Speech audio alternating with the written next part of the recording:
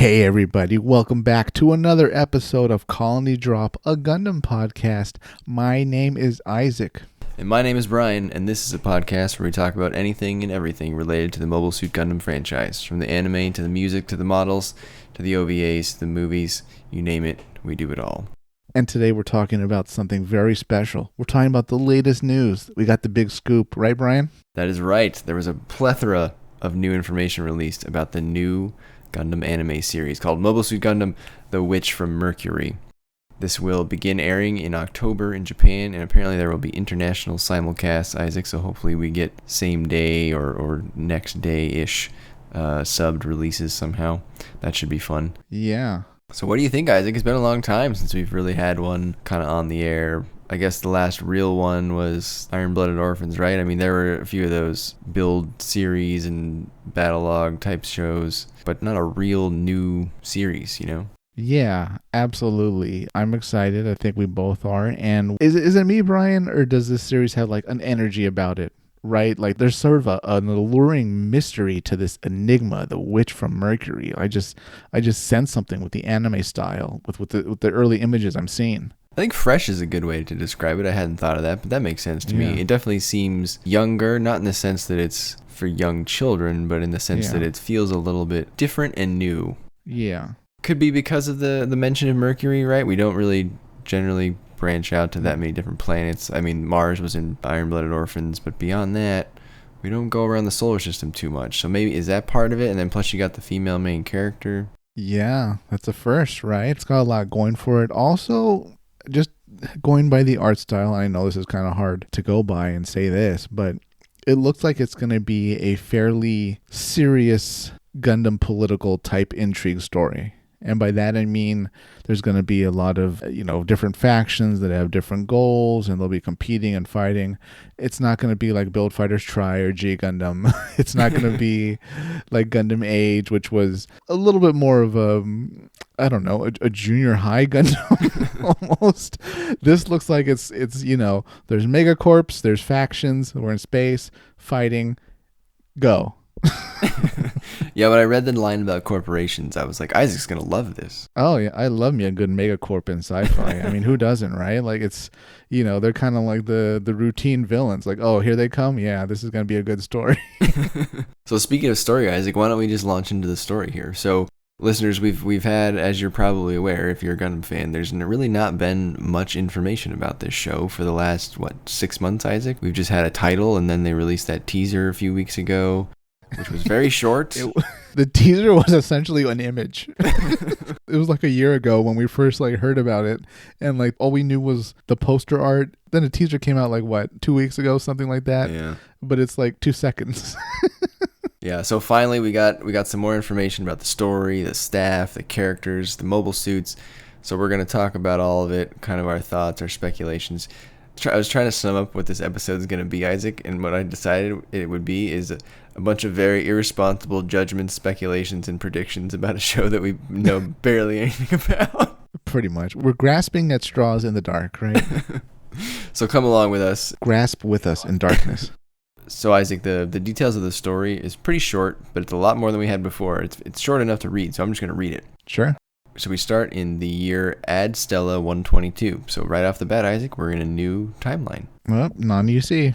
An era when a multitude of corporations have entered space and built a huge economic system. A lone girl from the remote planet Mercury transfers to the Astacasia School of Technology, run by the Benerit Group, which dominates the mobile suit industry. Her name is Suletta Mercury. With a scarlet light burning in her pure heart, this girl walks step by step through a new world. Wow. Okay. Interesting. So we got the Megacorps. It's going to span a huge economic system. So I assume we'll be seeing more than just a Mercury sphere. And sounds like it's going to be an innocent person, I assume, thrown into a mobile suit cockpit and forced to fight if she has a pure heart, right? Yeah, if they mention that she got the pure heart, then you know she seems like a good person. Brian, in episode 1, is her colony going to be attacked by Mono Eyes, and someone's going to throw her in the cockpit of a prototype mobile suit? I don't know. I'm going to say no, actually, because of the school setup. I feel like she's already a pilot in the school, and that this is already her Gundam. So something There must be a slightly different setup this time. The school will be attacked by Mono Eyes, and she'll have to like jump into a Gundam to defend the school. That very well may happen, yes. Yeah. Yeah. So there was a few things, obviously, from this paragraph that we can glean, Isaac. One, the corporation angle, as you mentioned. That's very relevant, very real world from what we kind of see developing in the space in today's world, right? I mean... The space. Today's space environment. The industry. Yes, the space industry. Today's space industry has a lot more corporations in it than it did 50 years ago. Dare say it's kind of turned into only corporations. Yeah, that's fair. This seems like a bit of a extension of Iron Blooded Orphans. We saw some corporations there. We do see some corporations in the UC, but not as many. It's not like all corporations, right? I feel like this is something that a lot of sci-fi stories underestimate sometimes, the presence of corporations rather than some governmental entity. Yeah, absolutely. And this sounds like it's going to be much more, dare I say, Mobile Suit Gundam meets Cyberpunk. Where they're these big, powerful megacorps. They're pretty much governments on their own, and they've got a lot of high tech, and the heroes and characters are just kind of cogs in the machine or everyday people in the shadow of these giant corporations. So there was no mention in that plot description about a Federation equivalent. So do you think there will be a Space Force, Isaac? I'm going to go on a limb with my knowledge of how megacorps usually appear. And I'm going to say there's going to be like the Solar Corporate Council or something like that, right? Where it's, the corporations probably don't all get along, but they have like this loose kind of thing where they can at least meet and talk, Yeah, that sounds right. Some sort of economic bloc type thing. Yeah, just the UN of corps. The second angle is this school angle. She's transferring from Mercury to this school. It sounds like this school of technology. I'm envisioning like an MIT or like a Caltech equivalent in that world. You know what I'm kind of getting? I'm kind of getting like, not that I think it's going to go this way exactly, but remember Kira Yamato? He was in school. I think they were engineers or something, or they had like their little mobile suit class. Maybe it's like that. Could be. Yeah. And this school is apparently run by the Benneret group, or Benneret. What do you think?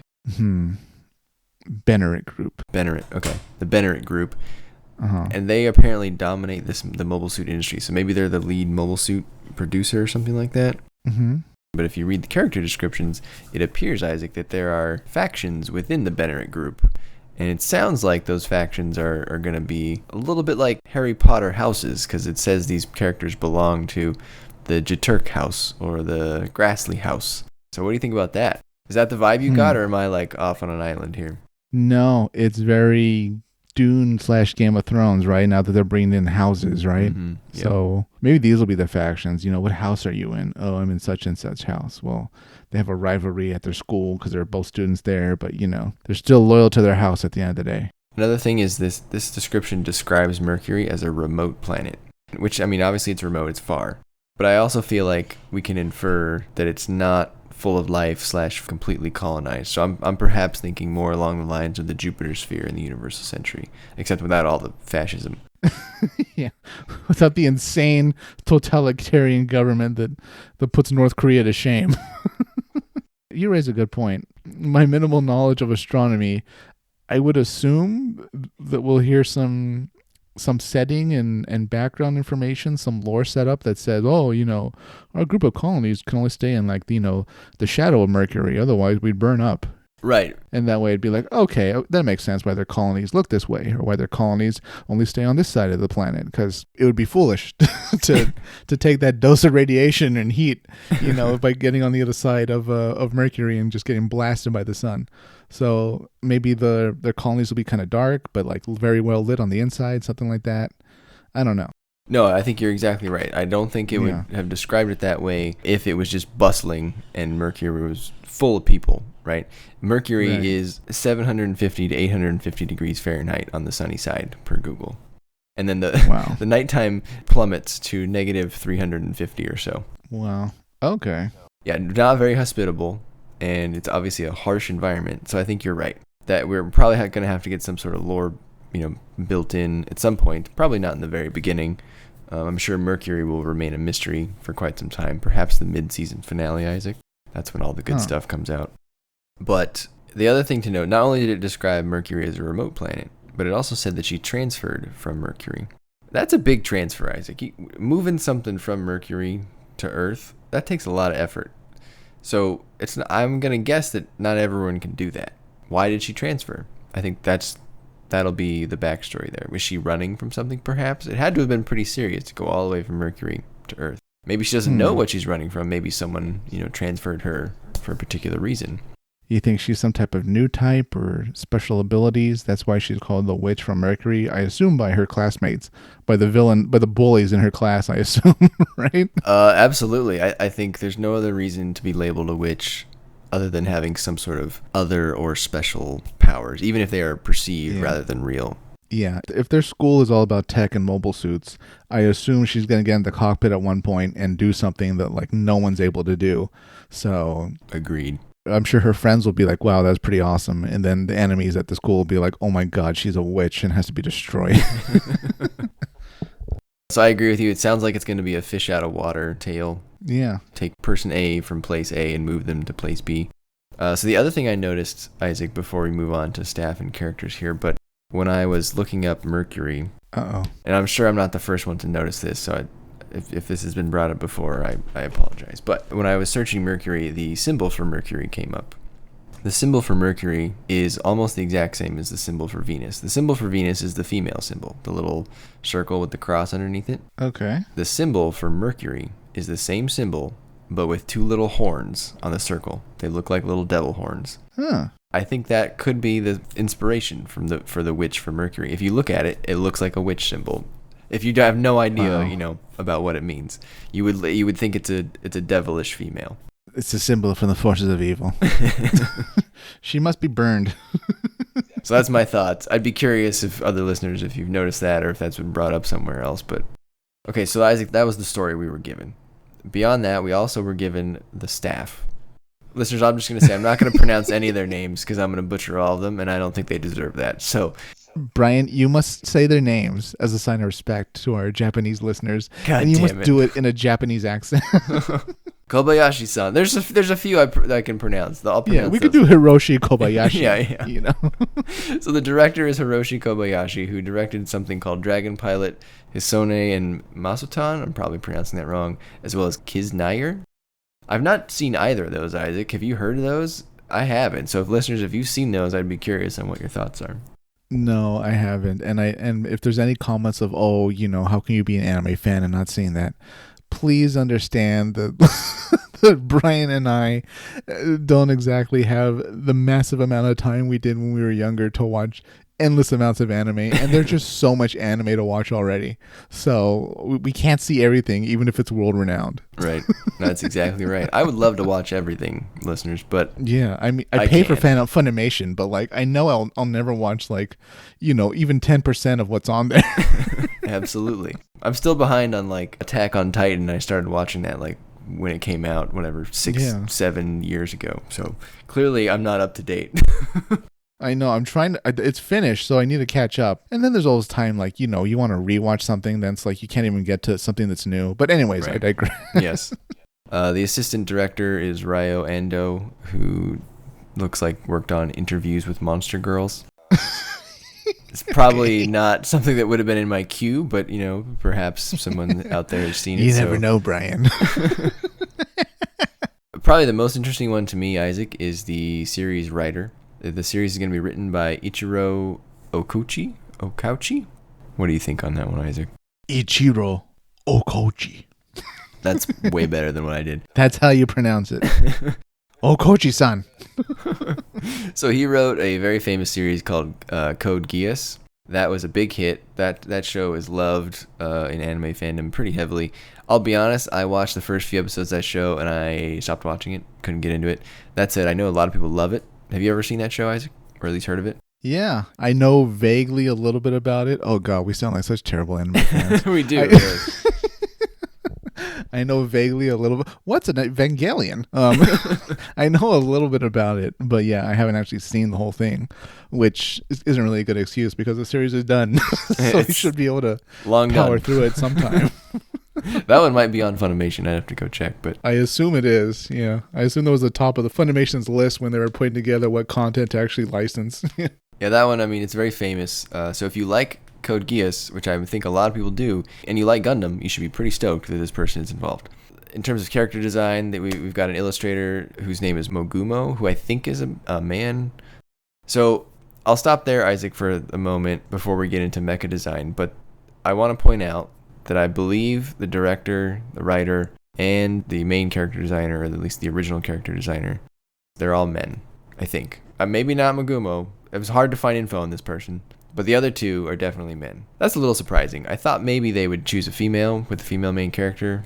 That's like a popular choice now. It doesn't mean you have to. Just a little surprising to me. That's all. Yeah, we'll see how that plays out. But, different culture, right? I don't mean to say too much about a culture in a country I've never been to. But from what I understand, Japan is still very much set in the past, so to speak. Japanese listeners, do you have any opinions on that? Send them directly to Isaac at Colony Drop. Isaac is... Do not send them to Brian at Colony Drop. Send them directly to Brian. And then in terms of mecha design, Isaac, we have quite a few people. I'm not going to go through their names, but they have quite the resumes here. You've got someone who worked on Metal Gear Solid. You've got someone who worked on Gundam 00, Macross Delta, Zettai Live, and then 3 individuals who worked on the Build Divers series. So there's a lot of variety of mecha designers here, Isaac, and I think you can kind of see that when we get to the mobile suits, because I can't say they're all the same. No. I mean, that's kind of good, though, right? We get very crisp designs and then kind of more bloated big boys. And then what I like to call modern mobile suit design, which is sort of angular tech, I would describe it as. Yeah. Angular tech. You've seen this skinny design since like pretty much post-seed.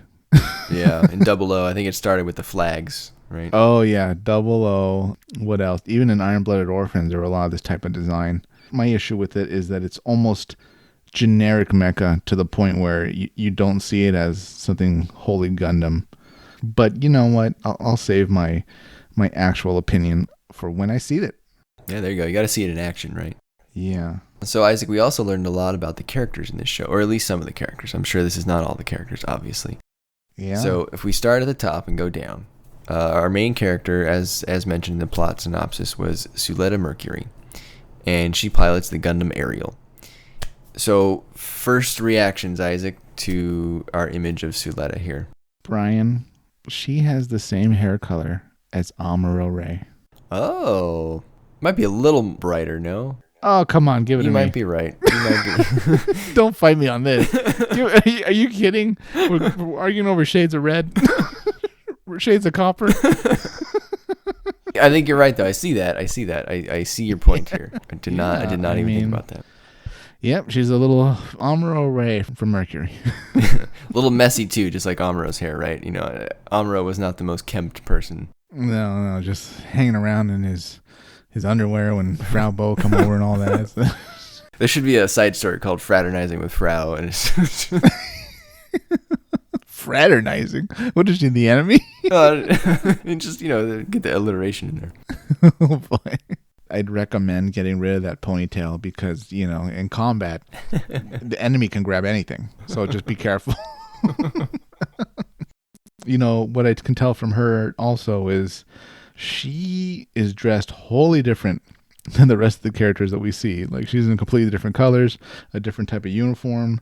I guess unlike most schools where they have uniforms where everybody gets the same one, here they give you a uniform based on where you're from. So could be. You'll stick out. Yeah, you're right. All the other students that we see in here have this sort of green and black color scheme, which I like a lot, actually. Yeah. It's kind of like a school version of Tekkaden. Huh. Yeah. But then hers, she's got the white and black. Yeah. And then with gold as an accent instead of red. So yeah, she's already got like a special look to her. So again, with the potential witch power there. I'm guessing this takes place on Earth because almost everybody's in shorts.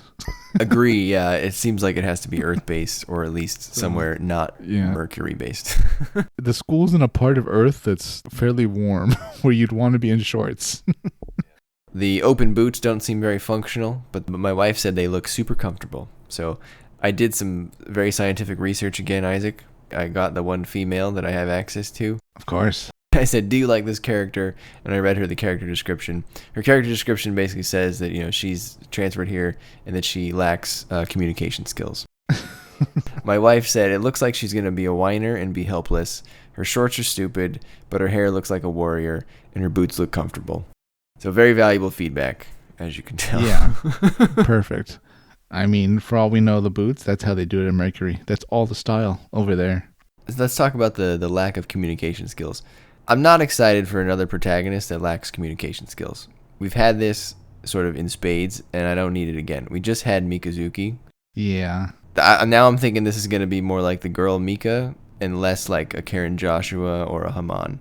You think this is somewhat of a story tactic so that, like how in video games, the character you play as a lot of the times doesn't really say much. They have very, bland personality just so you can project yourself onto them. Could be. Is Absolutely. that the plan? Yeah. Could very well be. But I mean, we get it all the time, right? We had Hiroyui, Mikazuki, we've had Setsuna, I would even argue that Shin from Sea Destiny kind of fits that mold a little bit. Amuro and Camille to some extent.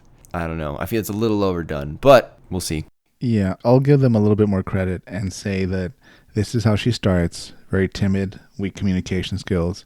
And her arc is that she's going to come out of her shell, I assume save the planet or something, defeat some evil threat, and then have great communication skills in the final battle, giving out orders and, where to go and take this position, attack formation, whatever, all that. What do you think about her name? Names are very important in Gundam. Almost all Gundam protagonists have very distinct names, right? If you Google Amuro, you get Amuro Ray. If you Google Camille with a K, you get Camille Bidon. Mikazuki, you get Mika, right? What about Suletta? See, I'm okay with Suletta, but I'm kind of curious why her last name is Mercury. Is Mercury such a closed colony that, if you're born here, we all have the same last name? Or is this a case of, her cruel classmates are like, whatever your last name is, we'll just call you Mercury? Could be, yeah. Or perhaps she doesn't know her last name. Maybe people from Mercury don't have last names. The sun burned away their last name. But I agree. It is a little odd, right? Yeah. But I'll go with it. Maybe there's a good explanation. It's just a little bizarre that the planet you're from is your last name, like Bryan, California. Come on. I'm going to wager that it's not her real last name. Okay. Well, we'll see. Plot thickens. What do you think about the Gundam Ariel, Isaac? The titular mobile suit. It gives me a lot of Reconquista vibe. Absolutely. Right. It has somewhat of a semi-organic structure to it. The face especially, it's not the usual Gundam face that we're used to, but I'm not wholly against it. I'm just not too wowed. Yeah. It gets points for not being in heels either. I agree. I think it looks a bit awkward in the line art. I think I said that on some other episode. I think the model kit looks really good, and I think the animation, particularly that one poster we got, where it's getting up behind her, I think it looks really good there. So maybe it's just one of those that looks better in motion or in 3D rather than just kind of some flat line art. Yeah. Some of the proportions look a little weird to me. I feel like the shoulders are a little small, the thighs are a little big. And maybe that's intentional because when my wife looked at it, she said, "Oh, it looks female with the hips." Does it strike you as a female Gundam, Isaac? Not quite. It strikes me as one that they purposely left a bit downgraded because we know there's going to be the halfway point upgrade part, Absolutely. Yeah, I wrote down looks ripe for upgrades, so I think we're thinking along the same lines there. The shoulders, the chest, it'll get a bigger crest. Everything will happen. So, yeah, I think there's room to see where the Ariel goes. I agree with you. Don't hate it, but, I didn't look at it and be like, this is my favorite one ever. Is it going to work for female fans, Isaac? If you're a female who's never seen Gundam before, are you going to fall in love with the Gundam Ariel? I don't think so, no. I mean, I can't speak for the female audience, but... No? I'll say no. Yeah. So, listeners, I'm really curious to hear your opinion on the Gundam Ariel in particular. I mean, really, I want to hear what you think about all the mobile suits, but really the Gundam Ariel, because that's all the merchandise is going to have this one on it, for better or worse, right? No one talks about age anymore, because I don't feel like a lot of people love the age designs. You don't see age merchandise. No, that crashed and burned, didn't it? You see the Freedom Gundam everywhere. You see Wing Gundam Zero everywhere. Yeah. Where's Reconquista? yeah, well, I actually like the Reconquista stuff. I'm excited to watch those movies, but I'm just curious which path we think the Ariel is headed on here, so it'll be curious to see. Not the good path. Our second character, Isaac, is Miorine Rembrandt, or Rembrandt, probably like Rembrandt. So Miorine Rembrandt. Yeah, the T was lost in the future. Things are just sleeker in the future, Isaac. You don't have time for yeah, T's. it's just we don't have time for that. Cut it down. I think this is my favorite character design out of all the ones we got to see. I like her little hair floofs, and I like her shoes. I think they're mean looking, so I think she's powerful. She's not a pilot. She sounds like she's more of a political player at the school. What do you think about Miorine? I'd like to imagine they become friends, and she's on the bridge of the White Blaze placeholder. The inevitable capital ship. Yeah, I don't think she's the captain necessarily, but she might be like the close female friend. She's one of the strategists on the ship, something like that. So she's a really good student, distinguished academically, and she's the only daughter of Delling Rembrandt, the president of the Benneret Group and chairman of the school's board. She apparently does not like her father too much, or at least has a strong rebellious feeling. I'm getting like a class president vibe, Isaac, like the popular girl who's really good at everything. Yeah, maybe. I was thinking maybe more like Gigi, almost. Like maybe she'd be like bratty defiant, kind of. Could be both. Interestingly, she's the only one that doesn't. I mean, she's in shorts, but she's also in leggings. So who knows? In this universe, maybe like that's a class thing. You know, I'm better than you guys. Like, I cover my legs. Clearly, I'm part of the elite because I cover my legs. You peasants and your bare legs. Yeah, but she keeps her hair long too. Uh-oh. Isaac, our third character is, oh boy, Guel? Guel? It's Guel. Guel Jaturk. That is a mouthful, Isaac. Guarantee you he's the only fictional character named that. He's angry because of his name. Similar to Miorine, he is an heir to one of the three houses, Jaturk Heavy Machinery. And it looks like he's the ace pilot of that house, the Jaturk house. Apparently he has quite the temper, Isaac, and he's very confident in his skills. And he pilots the Dilanza. I'm going to let you describe that one, because that, as you said, is a thick boy. Oh, boy. Okay. This thick boy, he heard about shoulder pads, and he decided to double up. He went for the XXXL.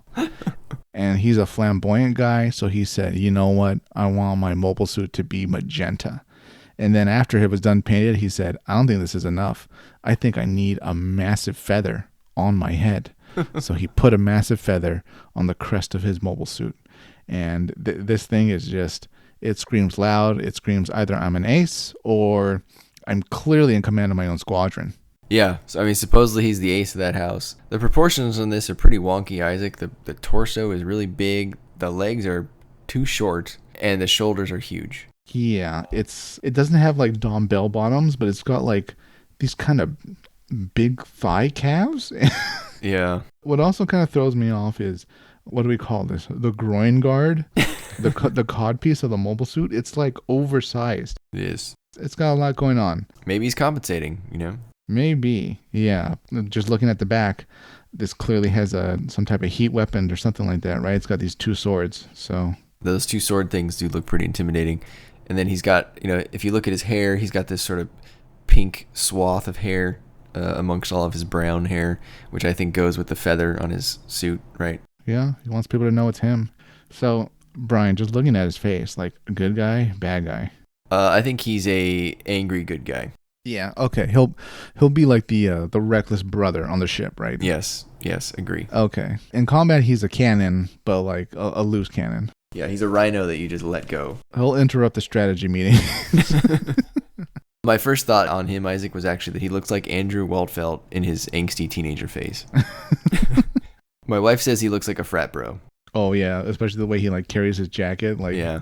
I'm too tough. I got that. Well, that's a Japanese cultural thing, right? I think I read. I mean, I see that a lot in anime, yeah. The jacket on your shoulders is like defiance or something, or something like that, or you're nonconformist.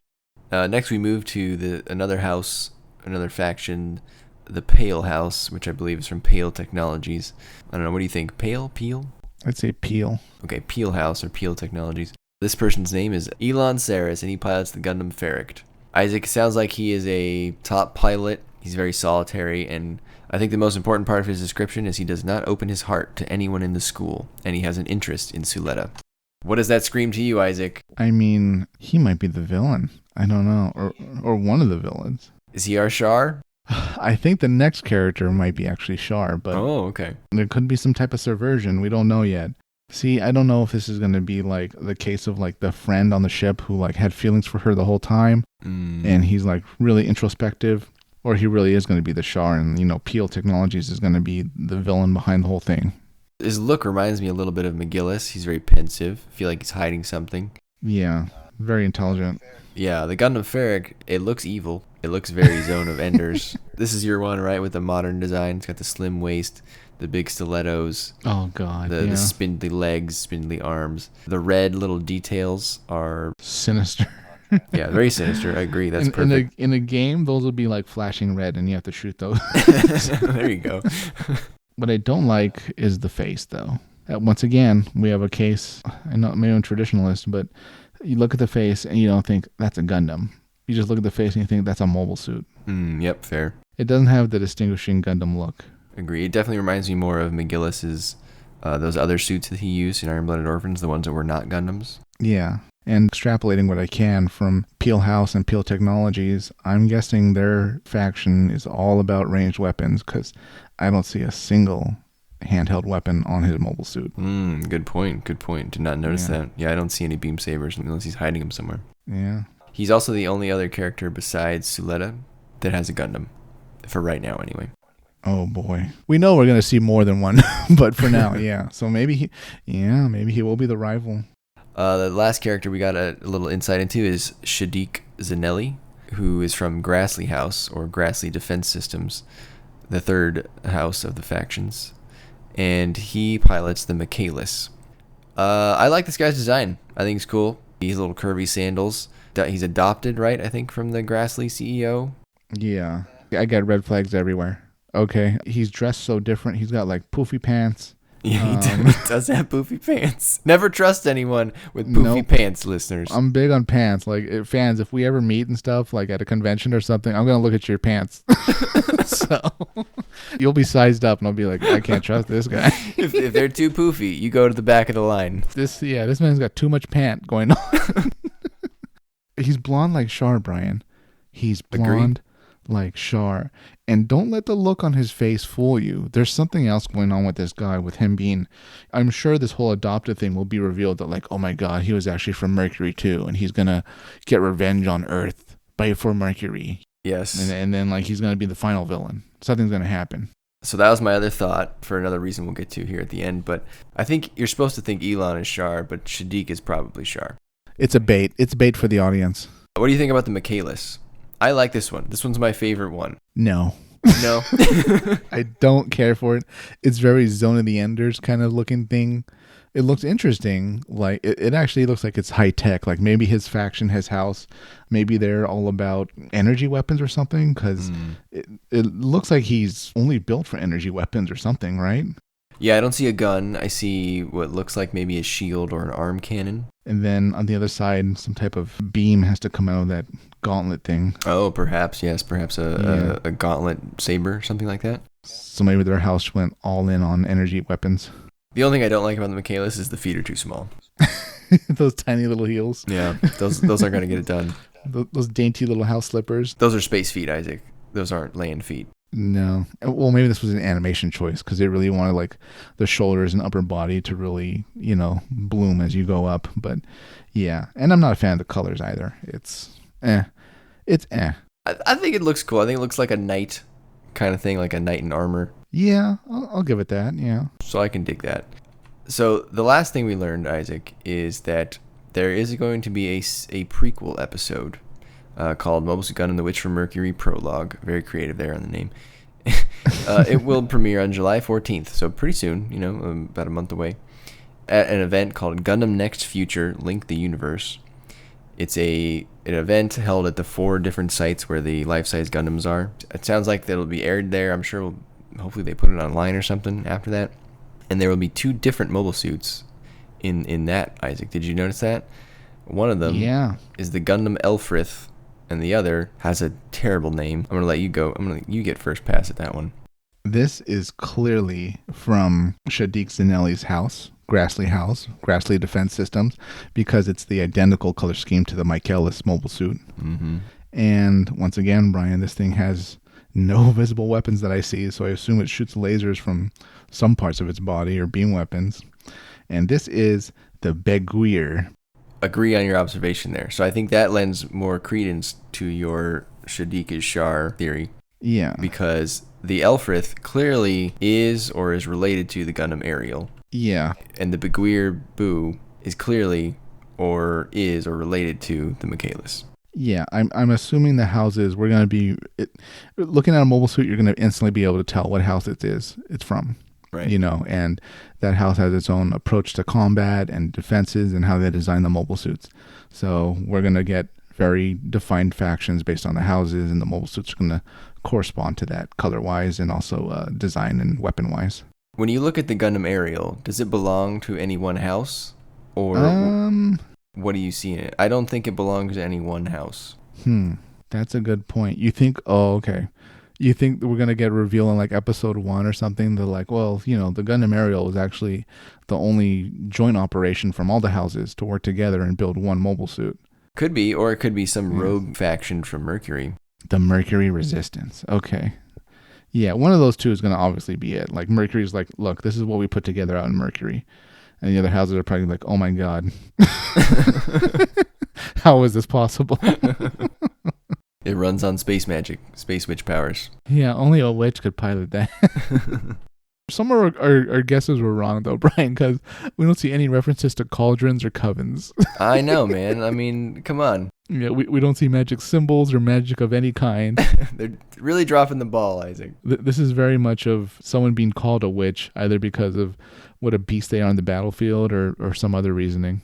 I mean, we kind of like surmise that at least, you know, just we failed on the witch imagery. We'll save that for Halloween Gundam. So, brilliant idea. We should do that. Halloween Gundam. Coming soon, listeners. Halloween Gundam. Yeah, just give us 4 months. Okay, so Isaac, that was pretty much all the news we got. Are you more or less excited now to watch the show? I'm more excited. I like what I've seen so far about the setting.